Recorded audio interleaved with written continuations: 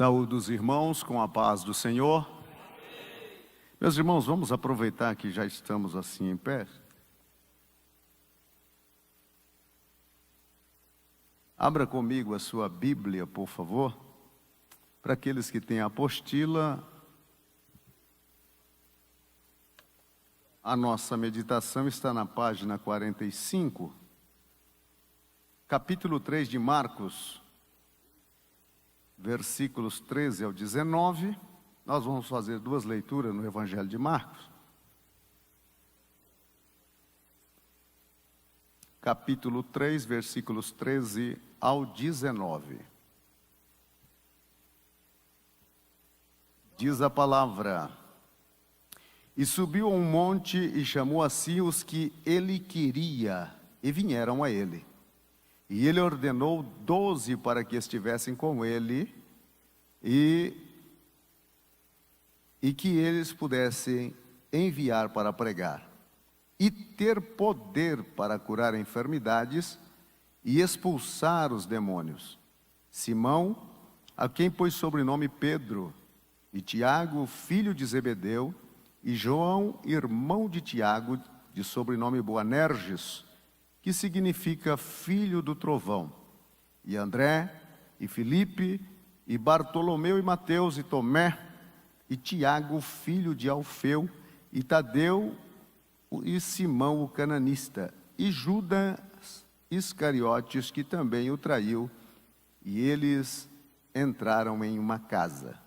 Capítulo 6 de Marcos, os versículos, começando do versículo 6, que diz assim: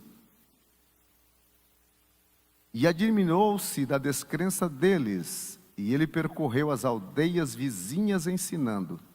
E ele chamou a si 12, e começou a enviá-los de 2 em 2, e deu-lhe poder sobre os espíritos imundos, e ordenou-lhes que nada levasse para a sua jornada, senão que somente um cajado, nem alforge, nem pão, nem dinheiro no seu cinto, mas que fossem calçados com sandálias, e que não vestisse 2 túnicas. E ele dizia-lhes: Onde quer que entrardes, numa casa, permaneceis até partir daquele lugar.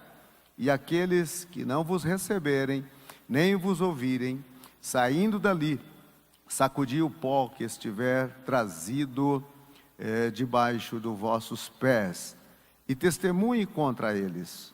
Em verdade vos digo que haverá mais tolerância para Sodoma e Gomorra no dia do juízo do que para aquelas cidades. Podeis sentar, meus irmãos. Meus queridos irmãos e amigos, nós vamos trabalhar com os nossos irmãos sobre o nosso tema, que é o chamado divino para o ministério cristão. Como eu disse, a nossa meditação está na página de número 45 da nossa apostila. Nós estamos na cidade de Araçatuba. Este mês de dezembro próximo vamos completar 7 anos que ali estamos. E trago um abraço especial de toda aquela igreja aos pastores, obreiros, ministros, porque temos a certeza que muitos dos senhores, ou quase a sua totalidade, têm orado para o nosso progresso naquele lugar. E Deus, na sua infinita bondade, também tem ouvido a vossa oração e feito com que o progresso tenha chegado naquele lugar de uma forma especial. Ali estamos também, irmãos, sobre os ombros de outros pastores que por ali passaram. Vários pastores que dispensam até a apresentação, que ali estiveram fazendo uma obra de uma envergadura extraordinária para Jesus. E a gente simplesmente estão ali dando continuidade ao trabalho daqueles homens. Homens que suaram, homens que sangraram, homens que jejuaram e oraram e gastaram as suas vidas no trabalho ali na cidade de Araçatuba. E nós pegamos a parte mais fácil. Por isso é que sentimos um peso menor. damos graças a Deus pela vida desses irmãos. Muitos deles já partiram com o Senhor, outros, todavia, ainda está entre nós, desempenhando o seu ministério com muita galardia. Meus queridos irmãos, tratando de chamado, Deus, ele é variável nos seus chamados. Ele chama pessoas para tarefas específicas. No chamado geral para pregar o Evangelho, toda a igreja está comissionada. Mas no chamado especial, Deus escolhe pessoas para missões específicas. E o chamado que Deus realiza não é igualitário para todos. A uns, ele utiliza divisões de impacto. Nós encontramos na Bíblia Sagrada, por exemplo, a forma do chamado que Deus utilizou para com o profeta Isaías. Ele está no templo e ele tem uma visão impactante da glória de Deus. Também a gente nota a forma impactante que foi o chamado do profeta Ezequiel. Visões extraordinárias. Porém, também Deus utiliza a forma do chamado de uma palavra direta, como foi o caso de Jeremias. E também Deus utiliza um chamado através da circunstância. São chamados circunstanciais, que a própria circunstância faz com que aquela pessoa que Deus tem no seu coração para o chamado, leva ele a entender, através da circunstância, como deve ser o chamado e a missão que ela vai receber. Então Deus tem essas formas variáveis. Este ano, pela misericórdia do Senhor Deus, eu estarei completando no mês de dezembro 36 anos de pastorado. Fui separado no ano de 86 pelo saudoso pastor Alcebiades Pereira Vasconcelos, presidente da igreja e da convenção Seadã no Amazonas. E a forma como Deus falou comigo foi uma forma direta, e como eu não entendia, porém eu tomei pela fé. Eu me lembro que com 19 anos, eu era um jovem que já tinha experimentado toda a vida mundana. E recebi um convite de um outro jovem, por nome de Juraci, me convidando para estar num culto de sua igreja.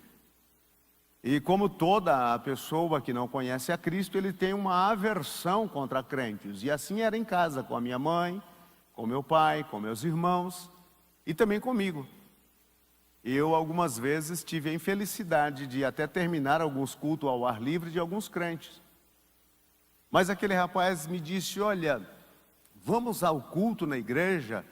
E ele me chamou pelo apelido que eu tinha, que era Caveira, de tão gordo que eu era, né? Eu até brincava com os irmãos quando já tinha tido intimidade. Eu disse: olha, irmãos, eu venho no culto dia de chuva e não me molho, venho só esquivando, né? Aí fui para o culto com ele. Disse: olha, estou precisando arranjar uma namorada, eu vou lá ver se eu consigo uma namorada. Me disseram que as moças crentes são muito bonitas, e eu vou lá. E eu fui, era uma meia água no fundo de uma residência. E quando eu pisei na entrada, tinha uma senhora contando um testemunho. Fui saber o que era testemunho depois, com o passar do tempo. Ela estava lá na frente e ela estava contando um testemunho. E quando eu pisei na entrada da porta, ela parou, vidrou os dois olhos em mim e disse: jovem, Jesus te trouxe aqui nesta noite porque Ele te ama e tem uma grande obra para você realizar. Eu tinha aprendido no mundo que os crentes levam você à igreja deles, faz um lavado cerebral em você, e aí você fica casa, igreja, casa, igreja, casa. E eu então, já meio precavido, sentei, como faz todos os visitantes em uma igreja, e me segurei do banco e ela gritava e dizia: vem aqui que eu vou orar por você. Vem aqui que eu vou orar por você. E eu disse: eu, hein? Baixei a cabeça e fiquei ali. Quando eu levantei a cabeça, eu estava lá na frente. Chorava como uma criança. Eu não sabia o que estava acontecendo. Vieram os outros irmãos, fizeram um círculo, veio o pastor. Eu ajoelhei e eles começaram a orar por mim. E quando eles terminaram de orar, parece que tiraram toneladas de cima de mim. E eu estava cheio de amor, eu podia amar a todos. Eu tinha tido uma briga com meu pai há 2 dias atrás, e eu tinha até puxado uma faca para esfaqueá-lo. E minha mãe pulou no meio, meu pai pegou um martelo, uma coisa dessaborosa da vida. Um irmão que vivia em casa, fazia 6 anos que a gente não conversava. Mas eu estava tão cheio de amor que eu fui chegando em casa, me ajoelhei aos pés do meu pai, lhe pedi perdão, disse para ele: a partir de hoje o senhor tem um novo filho, não serei mais aquele filho que te deu tanta tristeza.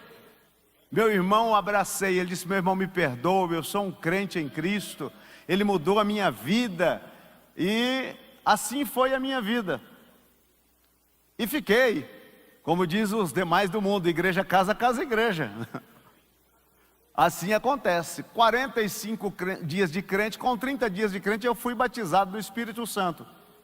Com 15 dias eu tinha sido batizado em águas. O pastor tinha um batismo e me chamou: você não vai mais voltar ao mundo? Eu disse: não, então eu vou te batizar. Batizado em água, 30 dias estava batizado no Espírito Santo e estava cheio de Deus, pensando o que ia acontecer comigo.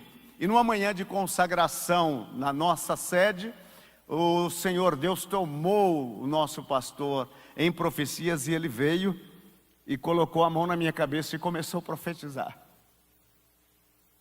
E contou tudo o que haveria de acontecer comigo daquele dia em diante. Quando eu cheguei a Jesus na igreja, eu não cheguei puxando uma cachorrinha, eu cheguei sendo puxado pela cachorrinha. Eu não tinha absolutamente nada, uma calça, uma camisa e um par de sandália. E estava agora com um par de botas que eu havia ganhado e que estava até rasgado e tinha 2 olhos grandes na sola. E nesse dia o pastor começa a profetizar para mim e me disse que ia me levar para outros países, que ia usar a minha vida, ia fazer de mim um pregador. E eu, debaixo daquela mão, eu comecei a pensar: oh, Deus é poderoso para fazer tudo isso, ou ele é meio... Quando eu estava pensando, disse: Senhor, eu não tenho sapato, não tenho calça, não tenho camisa. A boca do profeta falou: te darei sapato, te darei calça, te darei camisa, te darei família, levarei você a outras nações. Então Deus, Ele tem as suas formas de chamar. Ele chama como Ele quer. Muitas vezes, irmãos, a história da igreja tem nos mostrado de homens que receberam um chamado de Deus e que poderiam fazerem uma obra de uma envergadura muito grande para o reino de Deus. Porém, a convicção do chamado, no momento da crise do chamado, porque ela chega, e se não chegou a você, eu não vou nem fechar os olhos para profetizar, se não chegou a você, um dia vai chegar, porque todo chamado precisa da crise do chamado. E quando chega essa crise do chamado, muitas vezes pela falta da própria convicção do chamado, esta pessoa abandona o chamado, deixa de fazer aquilo pelo qual ele foi comissionado por Deus. E a história da igreja está cheia disso, de pessoas que não conheciam a motivação correta concernente ao chamado. Por que alguns, diante do período de fracassos e derrotas, quando acreditavam que iriam desenvolver um ministério de grande impacto e alcance para ganhar milhares de almas para o reino de Deus, desistiram do seu chamado? A resposta está gravitando em torno de um ato inevitável. Na maioria dos casos não tinham um chamado autêntico para o ministério e atuaram em suas forças e capacidades. Vejamos a continuação sobre um assunto imprescindível, o chamado de Deus para o ministério cristão. Você e eu precisamos ter uma convicção inquebrável do chamado que recebemos de Deus. Porque se queremos realmente fazer aquilo pelo qual fomos chamados, precisamos ter essa convicção. A motivação correta e a convicção certa fará com que nós venhamos desenvolver o chamado pelo qual fomos então comissionados por Deus. Primeiro, o chamado cristão é Deus que nos chama para servir no ministério. Não existe um auto chamado. Os discípulos, eles não fizeram um auto chamado. Eles esperaram serem chamados. Nós lembramos que Jesus chamou os discípulos na primeira parte dizendo: vinde a mim e vos farei pescadores de homens. E quando o grupo estava completo e havia um grupo grande, aí agora ele vai chamar nominalmente, como foi a leitura que fizemos. Um por um pelo seu devido nome. Escolheu 12 nominalmente. Por que ele fez isso? Para que não houvesse dúvida que aqueles homens que estavam sendo chamados pelo nome, estavam sendo comissionados para algo especial. Nominalmente. Então, por mais que o grupo era grande, aqueles 12 foram destacados para um chamado. E naquele chamado, Jesus então os capacitou, lhes deu a eles autoridade espiritual. Algo que os demais não haviam recebido, mas eles receberam. Uma autoridade para falar em nome de Deus, para serem embaixadores de Jesus e terem o poder do Espírito Santo à disposição deles para realizar a obra do chamado.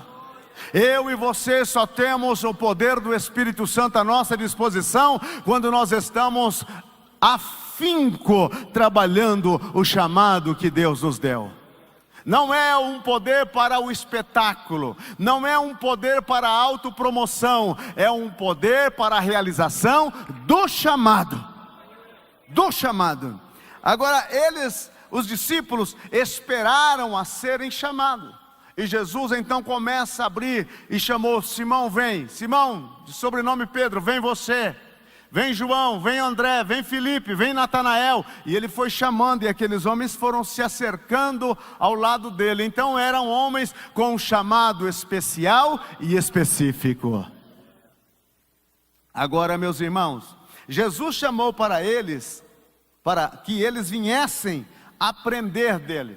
Aquele grupo seleto, aquele grupo de 12, precisavam aprender de Jesus. Porque se eu e você queremos fazer alguma coisa significativa no reino de Deus como chamados, nós precisamos aprender daquele que nos chama. Se Jesus nos chama, eu preciso aprender dele. Não é a minha concepção, não é o meu conceito, não é a minha ideologia, não é o que eu quero, não é o que eu acho, mas é o que ele me ensina a fazer.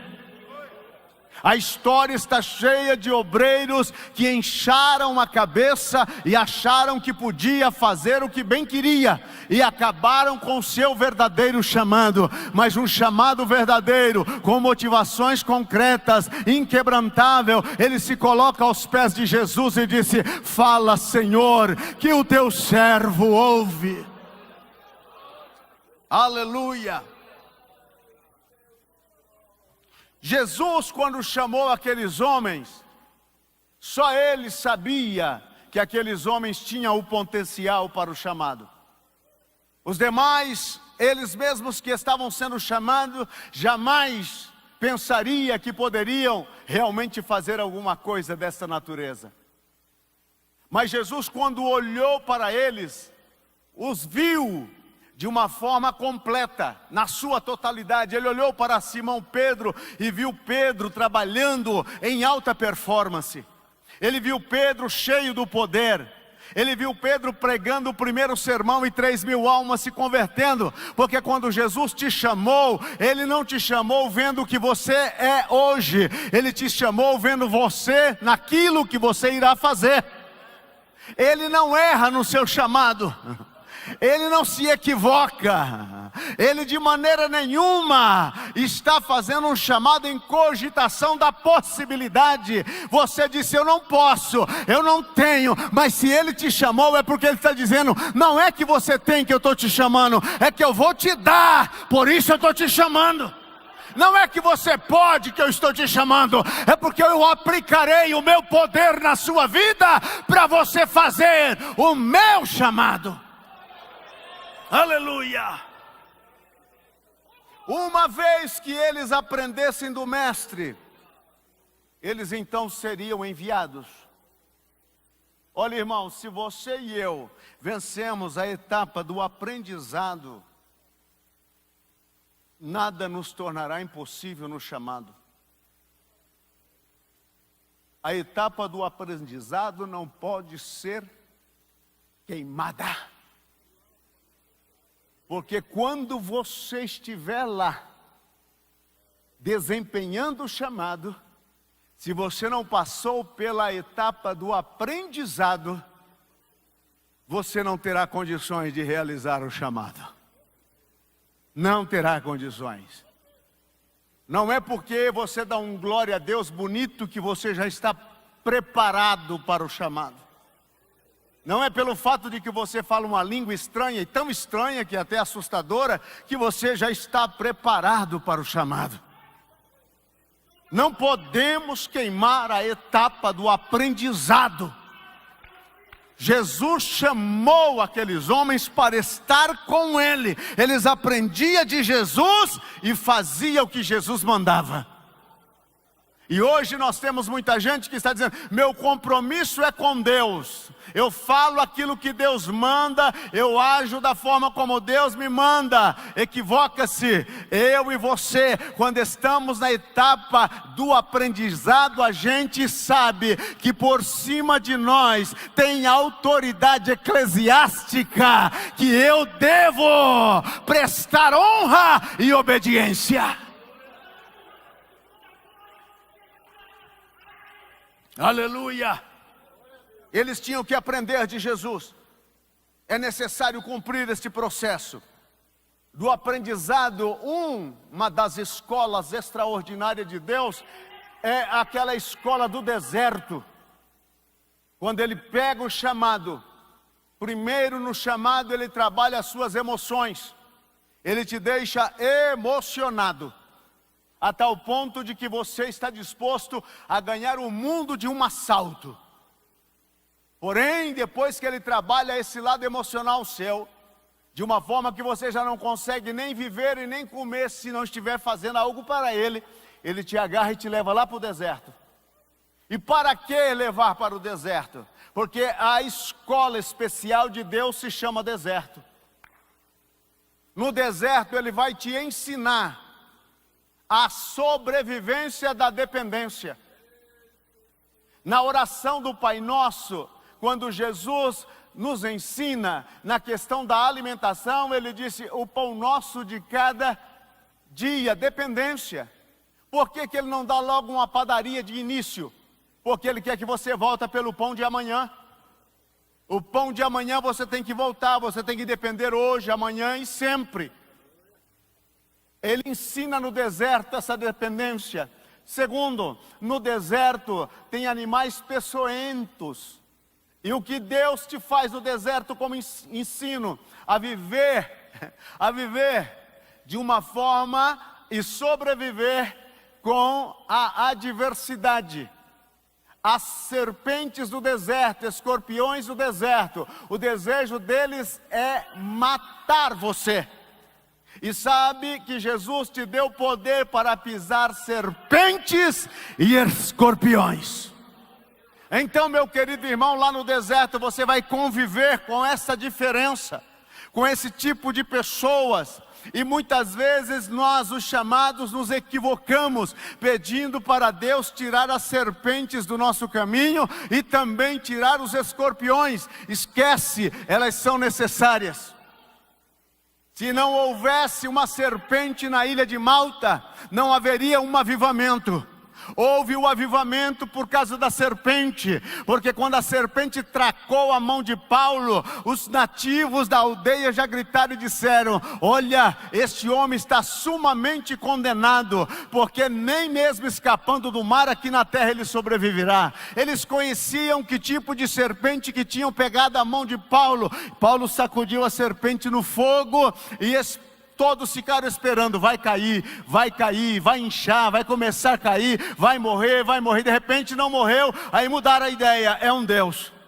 Você precisa desse tipo de serpente no seu chamado, porque elas te promovem. Muitos dizem e escrevem na lápida: acabou, o ministério dele findou, já não tem mais o que fazer, ele vai morrer, ele vai cair duro, e vê que nada disso acontece e você continua. Eles dizem: unimos a ele, porque Deus está com ele para fazer esta obra.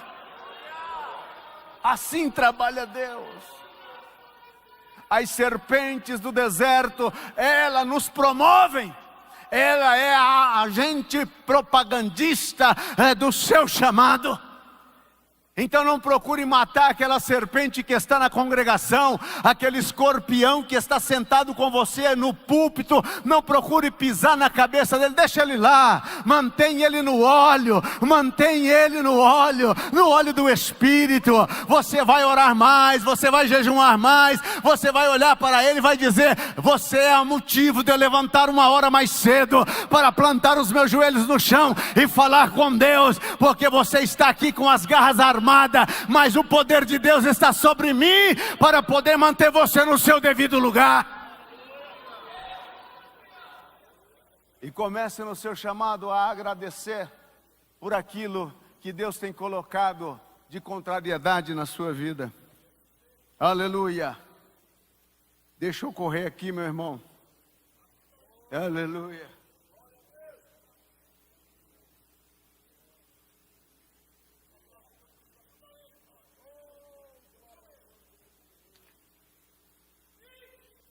Em segundo lugar, é Deus quem concede o poder e a autoridade ao ministro cristão. No capítulo 6, no versículo de número 6, diz-nos a Bíblia, o versículo 7: e ele chamou a si 12 e começou a enviá-los de 2 em 2, e deu-lhes poder sobre os espíritos imundos. O poder. Não se esqueça que o chamado cristão é um chamado para fazer a obra no âmbito espiritual. E eu e você precisamos do poder espiritual para realizar o chamado. Não somos a fonte do poder. Nós precisamos estar conectados com a fonte, para que o poder flua em nossas vidas. Precisamos do poder. Sem poder não conseguiremos fazer absolutamente nada. O Senhor Jesus enviou os discípulos de 2 a 2 para pregar, para curar. Lhes deu poder. Disse: eu vos dou poder. Vão no meu nome. Eis que eu vos envio como ovelhas no meio de lobos. Em outras palavras, eu estou mandando vocês para o olho do furacão.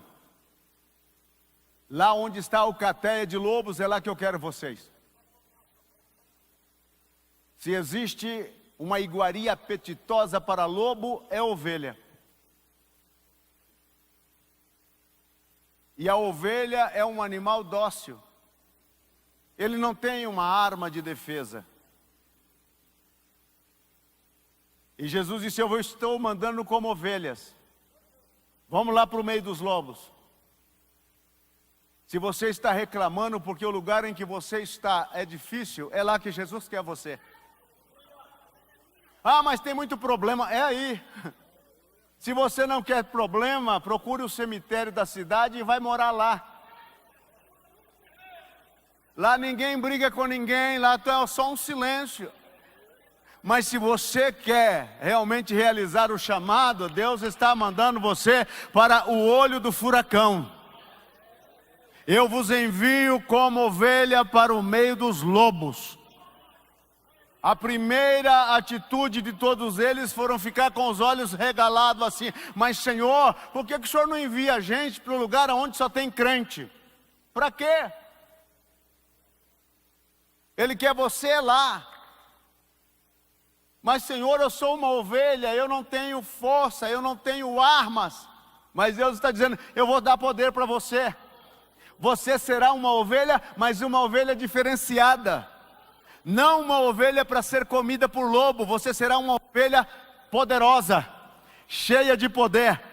Quando eles venceram esta missão, que eles voltaram, um trazia cabeça de lobo, outro trazia couro de lobo, outro trazia nariz de lobo, pé de lobo, e eles chegaram para Jesus e disseram, Senhor, no teu nome os espíritos nos submetem, no teu nome as curas aconteceram, ninguém matou vocês, não Senhor, voltamos inteiro, estamos inteirinho, está vendo a diferença? Uma coisa é ser ovelha simples, outra coisa é ser ovelha comissionada, poderosa, para realizar o chamado em meio dos lobos.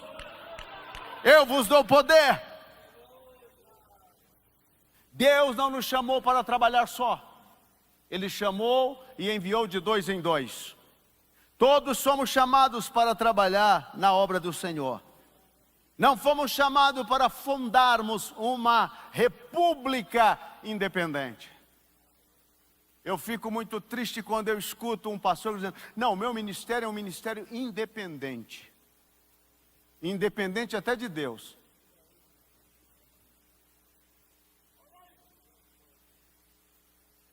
Jesus disse, olha, vocês vão de 2 em 2, faça a obra, mas depois volta aqui. Vão lá, faça e voltam. Vão lá, faça e voltam. Esse é o segredo. Você recebe o poder, vai lá, faz e volta na fonte do poder, abastece, recarrega a bateria, vai lá de novo, faz, mas volta aqui. O ministério independente, ele só tem aquele pensamento, eu tenho que ir e eu vou, e nunca mais volta. Porque ele acha que ele já não precisa mais daquele que mandou ele fazer. E é por isso que esse ministério não tem força e não tem vida. O ministério com força e vida é aquele que vai lá, mas volta na fonte do poder. Vai lá, mas volta na fonte do poder. Aleluia! Quando trabalhamos em equipe, não levamos toda a carga sozinho. Sempre precisamos de companheiro para trabalhar conosco. Dividir o trabalho. Alguns pastores parecem serem uma verdadeira orquestra. Ele toca todos os instrumentos. E ainda diz, se eu não estiver presente, nada acontece.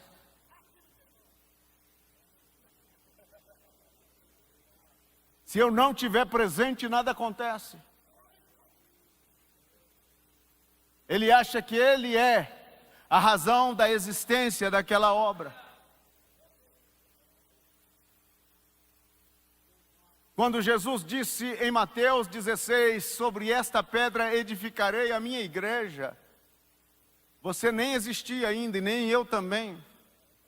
Porque tenhamos a pretensão de pensar que a obra está sobre os nossos ombros.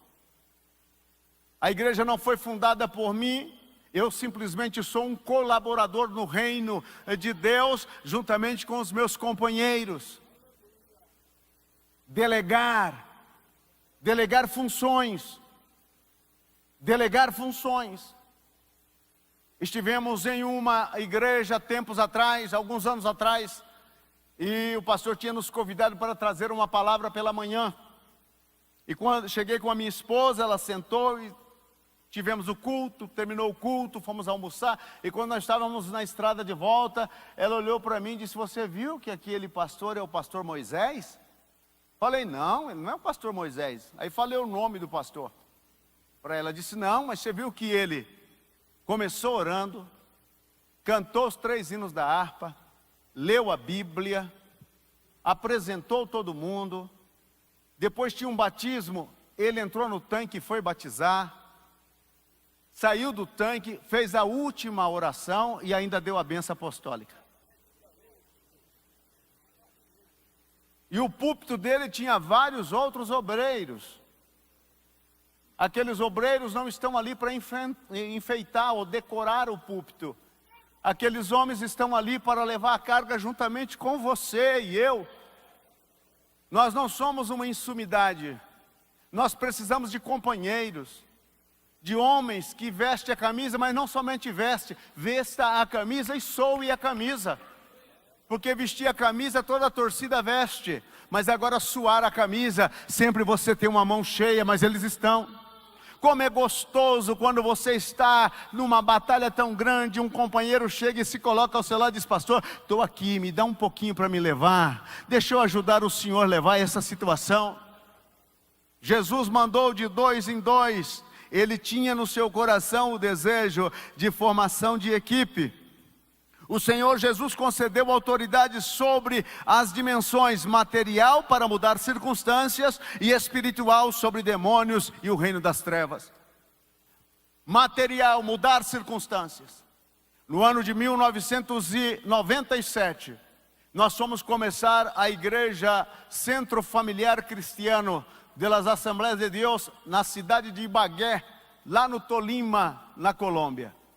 Alugamos um salão de 1.400 metros. Eu comprei 500 cadeiras plásticas na cidade de San Antônio, lá na Venezuela. Colocamos aquelas cadeiras, estava a coisa mais linda, uma coisa muito bonita. Marcamos o dia da inauguração com uma cruzada evangelística, cruzada de fé e esperança. E eu me lembro, meus irmãos, que nós precisávamos de anunciar a inauguração da igreja. E Ibagué tinha na época 8 emissoras de rádio. E eu com o pastor Alberto Buitrago começamos a andar na cidade de Ibagué, uma cidade que na época tinha de 600 a 700 mil habitantes. E eu bati numa rádio, bati na outra, Voz do Combema, Tolima FM, e a gente passou o dia todo batendo de porta em porta. As pessoas diziam para nós, os gerentes da remissora: é para fazer algum trabalho de macumba? É para leitura de cartomância? É o que vocês vão fazer? Quando a gente dizia igreja, a porta fechava. E então eu e o Alberto já vínhamos cansados porque não tinha carro e a gente fazia tudo a pé. Aí passamos na RCN Rádios, também nos disseram não. E indo para casa, a gente passava em frente a Caracol Rádios. A Caracol Rádios é como o sistema de Globo de rádio e televisão no Brasil. E eu disse para o Alberto: Alberto, aí está a Caracol. Ele olhou para mim com aquele sorriso de colombiano e disse: pastor, se as pobres disseram que não dava, imagine a rica. Eu falei: vamos, o não a gente já tem. E quando você diz não para o missionário, na cabeça dele você está dizendo sim. Vamos lá. Toquei a campainha, uma moça me atendeu, pois não, me apresentei. Eu disse para ela, disse: como é o seu nome? Eu não posso falar o meu nome na Colômbia. Meu nome é Aparecido e Aparecido significa defunto.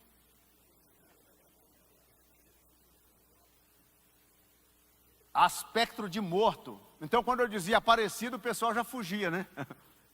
Aí todos lá me conhecem por pastor Souza. Eu disse: meu nome é Souza. Souza? Souza do quê? Não, de Souza. Ah, tá bom. O que o senhor deseja? Eu quero falar com o gerente. Ela disse: entra aqui. Entrei, sentei, eu vou chamar o senhor Guilhermo, que é o gerente. Ele chamou, lá veio o seu Guilhermo, eu me apresentei, sou brasileiro, toda aquela conversa, né? Ele disse: o senhor toma um café? Claro, tomei um café, porque colombiano é que nem mineiro. Você pisou na porta, quer tomar um café? Tomei o café e a gente começa a conversar. Aí ele olhou para mim e disse: pois não, o que o senhor deseja? Eu disse: eu desejo um horário na emissora. Ele disse: mas para quê? Eu disse: para a gente começar o projeto da maior empresa que tem no mundo. Ele olhou para mim assim, já se interessou, né? Porque empresa, dinheiro, tem tudo a ver com essa gente. Ele disse, e que produto que vocês vendem? Eu disse, o melhor. E ele foi se interessando. Quando eu vi que ele já estava para dentro do aquário, que ele perguntou, mas o que que é? Eu disse, é uma igreja da Assembleia de Deus. Ele disse, já sabe. Ele disse, não, nós nunca, eu disse, não, nunca fica muito longe, nunca, jamais vamos abrir uma exceção para igrejas na nossa empresa. Eu disse, tá bem, não tem jeito, não tem jeito.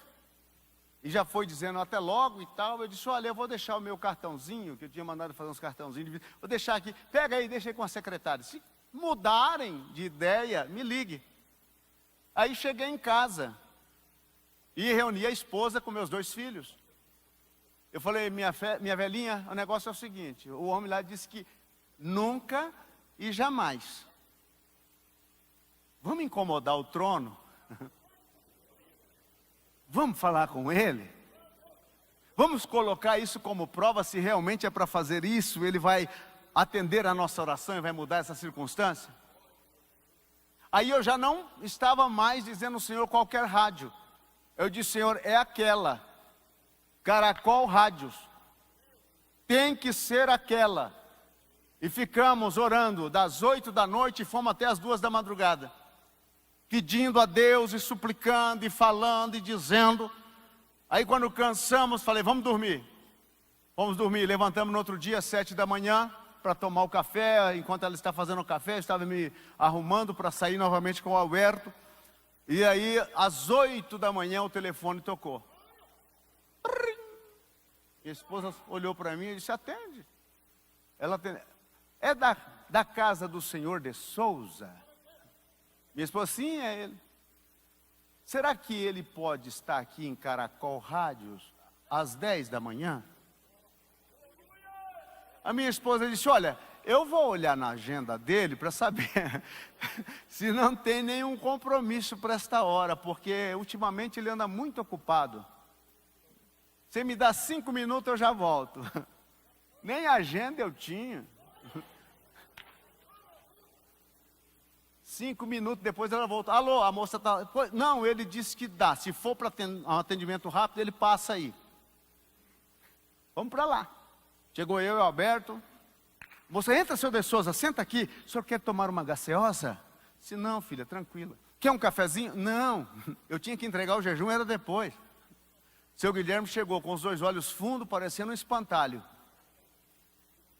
Olhou para mim e disse, que macumba foi aquela? Eu disse, não, sei. Ele disse, eu estou a noite toda sem dormir, com uma voz no meu pé da orelha dizendo, abre um espaço na rádio para ele. Abre um espaço na rádio para ele. Eu disse, pois bem, eu simplesmente incomodei o trono essa noite. Ele disse, está muito bem, vou te abrir um espaço. Eu disse, estou ouvindo. Ele disse, 3 minutos. Dentro de um programa chamado Despertador com Sabor, com o Marcelo Assati. Serve? Eu disse, claro. Eu não tinha nada, já tinha 3 minutos. E num lugar que nunca, jamais. Aí ele disse, não quer saber o preço? Eu disse, não. Claro que não. Eu não falei para o senhor que a nossa empresa é a maior? Ele disse, $1.800. Eu disse, glória a Deus. Glória a Deus para fora e desespero por dentro. Está aqui o contrato, pode assinar. Assinei. Quando a moça bateu a porta nas nossas costas, que nós estávamos lá de fora, aí caiu a ficha. Meu Deus, e agora? Mas você já viu Deus deixar o chamado em situações em que Ele não pode realmente resolver? Eu disse, e agora, Alberto? Ele disse, o mesmo Deus que começou a boa obra, Ele vai levar adiante. A gente tinha 3 minutos, irmãos, mas nunca vi 3 minutos render tanto. Terminava os 3 minutos e o telefone de casa disparava, as pessoas perguntando aonde é, aonde vai ser. E lá está, depois de 20 e tantos anos, o Centro Familiar Cristiano de las Assembleias de Deus, em Tolima, Ibagué. Meus irmãos, Deus, Ele envia os recursos materiais. Quando terminou aquele contrato, porque era um contrato de 30 dias, no final do contrato eu sentei com ele e disse, não quero mais. Ele disse, por quê? Eu disse, não, de jeito nenhum. Primeiro, porque é pouco tempo. Segundo, porque é muito caro. Ele olhou para mim e disse, olha, o pessoal tem ligado aqui perguntando por que a gente não colocou vocês antes. Vamos fazer o seguinte, eu te dou 45 minutos. Eu disse, estou ouvindo. Eu tiro de $1.800 para 800 pesos. Eu disse, estou ouvindo. Ele disse, e eu transmito ao vivo o seu culto da manhã. Eu disse, está fechado. Deus, Ele envia os recursos, Ele faz. Quando Ele chama, fique tranquilo, Ele coloca os céus para trabalhar com você, ao seu favor. O chamado representa a Deus diante do mundo. A presença de Deus está com você. Aonde você pisa, Deus pisa com você. A tua voz é a ressonância da voz dos céus. Você escuta do trono e fala aos homens. Você escuta do trono e fala aos homens. Você é um embaixador. Você está realizando, você está fazendo, você está em operante com os céus, embaixador de Deus. Você está consciente da sua missão. Você é representante de Deus. E você tem que viver neste patamar. Vestir neste patamar, calçar neste patamar. Você é o representante. Quantas vezes você precisa brigar com um obreiro porque ele está com uma camisa para fora da calça, ou então ele está com uma calça amarela, gravata verde e um paletó vermelho, e ainda é porteiro da igreja. Serve mais para estar na roça de milho do que estar na porta da igreja. Então você é representante, você tem que andar como anda, como manda o figurino. Você fala em nome de Deus, por Deus e com Deus. Paulo disse, Deus roga através de nós. Então vista-se a caráter, vista-se no nível. Pastor, eu não tenho, eu não posso. Oh meu filho, mas o que você tem, orna naquilo, pede para a tua santa. Quando você vestir, pergunta para ela, como é que eu estou? Como é que eu estou? O espelho do esposo é a esposa, e ela vai dizer como você está. Se te rejeitarem, não estão rejeitando você. Foi o que Jesus disse, a cidade que não receber vocês, saindo você bate o sapato, a sandália, porque no dia do juízo, aquela cidade está lascada.